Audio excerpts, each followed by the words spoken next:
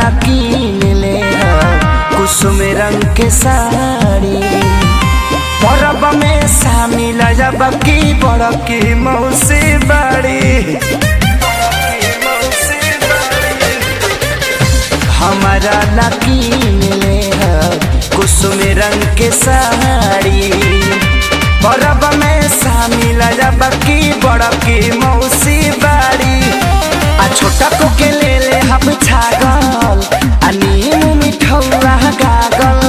रहे मार्केट में दूरी बना के अभी नइखे कोरोना भागल। अरे भैया के फेरा में जानी रहब कि नीलब कपड़ा निज।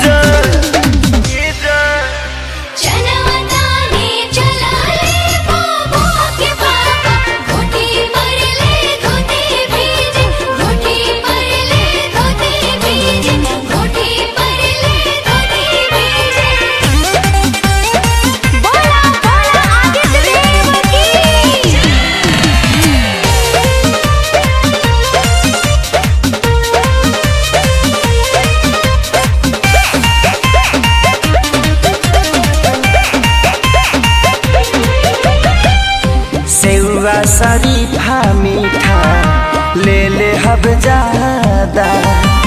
केरा के घवद काटा बाइले हब आधा। सेवा शरीफा मीठा ले हब ज्यादा। केरा के घवद काटा